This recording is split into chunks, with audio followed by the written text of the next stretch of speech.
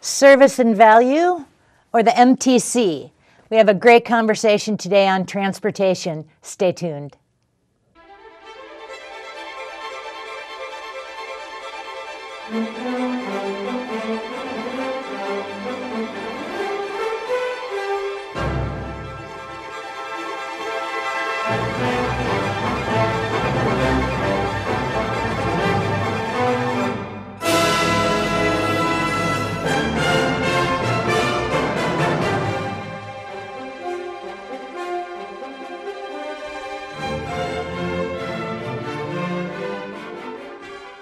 This is Sue Jeffers for Libertarian Viewpoint.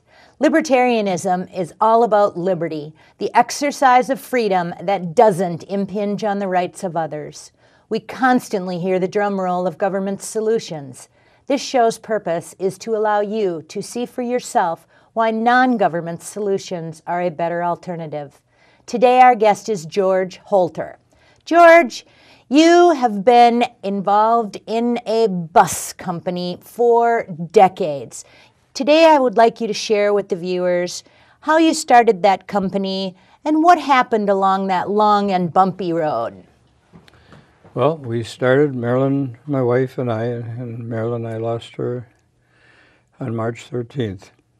We started the business 52 years ago, October 5th, and we started because people begged us to go in the business. That was in Bloomington, Minnesota, when they needed service for a group of private schools. They didn't have any public kindergarten in those days, and so I was selling automobiles, and I didn't like the 60 Ford they came out with, and so I decided I'd go into the bus business, and it went good right from the very first day. And then as we grew pretty fast, and we built a nice garage, all concrete garage, and 3 years later we put an addition on. And we've wanted to put more additions on in recent years, but the government wants our property, or the Bloomington, for more multiple dwellings. And imagine that. They're happy to take land from private companies, especially successful private companies. Yes, I've been pretty hard to deal with. So but now the laws have changed, and they can't take the property so easily. And as we were doing well with the school buses, and then there was a bus line from Excelsior into Minneapolis called Excelsior Minneapolis Line, and that was in 1964, and that was going to go out of business. And the Minneapolis Star-Trib put an ad in every day, or an article every day, about how that company was going to go out of business, and I happened to notice it. So I talked to the owner, a wonderful man named Reuben Frisk, and he just wanted to get rid of the bus line, and so he sold it to me for $1. Oh my gosh! With the permission of the Railroad and Warehouse Commission at that time, and people would say to us after we'd run it for a while, they said, "You pull passengers out of the woods." Well, we did, but the first day that we operated, for the fun of it, I just went out with schedules underneath my sweater. It was in April of 1964. And I'd ask somebody, "Where's the nearest bus line around here?" And they'd say, "Well, there used to be one on Minnetonka Boulevard, but it went out of business." See, the newspaper had them convinced that it was going out of business. And then when we continued that line, it was about the 13th page on the paper, a little tiny article, telling that it continued, and George Rice, who was a commentator on WCCO at the time, he said, "This poor Richfield Bus Company, they're doomed to go out of business now."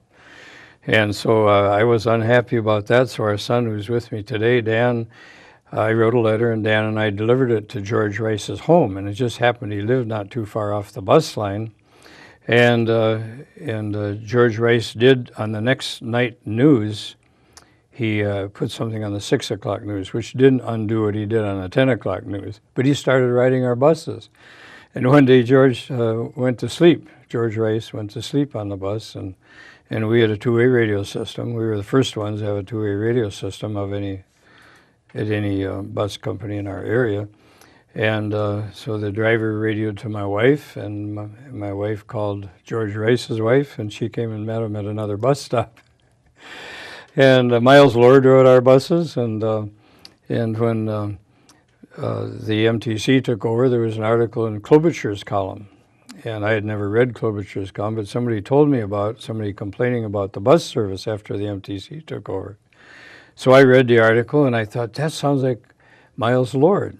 And sure enough, I called and talked to Mr. Klobuchar, who I had never met, and I have met him once since then now. And he said that was George Rice complaining about the service.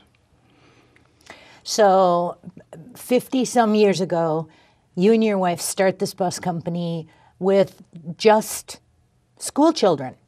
And Yes. then you expand, you buy up Excelsior Bus Company for $1. You run an amazing business in spite of the media working against you, in spite of all the rules and regulations, in spite of the difficulty of running a business like that. And you run routes all the way from Excelsior to downtown Minneapolis and for the school children. And then all of a sudden, the Met Council takes over? What happened there? Well, it was about 1965 or 66, the Metropolitan Transit Commission was formed. And they didn't get involved in running buses until they condemned the Twin City lines, except they did buy some minibuses that they ran on the Nicollet Mall. And that was another problem. You know, they ran some additional buses on the mall that they didn't even need, and then they said they didn't have room for our buses on the mall, and that brought up another big battle, which I finally won. But we had a driver named Tucson Starks. He was an excellent driver, and he wanted to get his own tickets on the mall, and he did get 2 tickets, and it was a judge named Sedgwick, a woman judge named Sedgwick, and she decided in our favor, and that kind of ended the problem. But in the meantime, you know, there'd been a warrant out for my arrest because I got so many tickets on my own. I'd drive a bus down the mall and back and get 2 tickets in a row. And one of our drivers was even jailed. That was a wonderful driver, too. Jim Carroll was his name. He lives up in the Duluth area now. And he was given a ticket on the way down the mall, and on the way back out the mall, the same police officer is going to give him another ticket. Well, you know, he's sitting in the driver's seat with his billfold in his pocket. It's hard to get your billfold out. And so when the police officer asked for his driver's license, then Jim Carroll said, "Well, you have it right there on the last ticket you wrote." and they arrested him, put him in jail. And Jim was the nicest fellow. You know, I never remember him being unkind to anybody, but just because he told the police officer that, you know, he really didn't need his license again, he had it right there. He just written the ticket a few minutes earlier. So did the Met Council work against you in more ways than just driving up and down the Nicollet Mall? Oh yes, because the Met Council really controlled the MTC, I think, and we both served St. Louis Park from Texas Avenue on in, and they reduced the fare from 40 cents to 30 cents. And in our buses in 1966, I remember, cost $27,000 for a 53-passenger GM bus with a Detroit diesel engine, which were just like the buses that the Twin City lines had bought, several hundred of. And by 1974, those buses were $45,000, and we hadn't had any fare increase, and our business kept getting better all the time, so we weren't losing money, and they wouldn't allow us to raise the fares.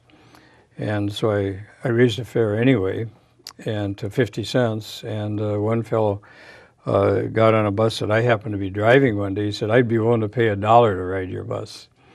And one day Cam Andre, the executive director of the MTC, who I believe is still living today and maybe in St. Louis Park yet, he got on a bus that I was driving, and he said, "You know, George, I wish we could keep our buses as clean and on schedule as you keep yours." So there was just lots of people who worked for the MTC and probably the Met Council too. I didn't really know who they were, and who really appreciated our service. But there's something behind the whole thing. Government's going to take over.